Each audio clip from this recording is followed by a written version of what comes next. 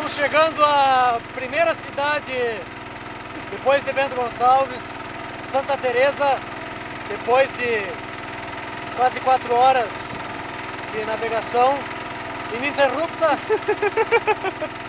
Podemos ver aqui a balsa de Santa Teresa. Tem uma pessoa ali. Tomara que ela bane pra nós.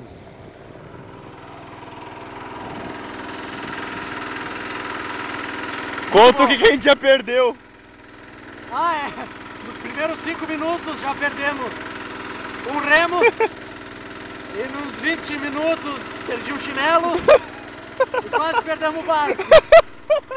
Mas agora tá tudo certo. Muito bom, cara. E quase perdemos ele. Bah.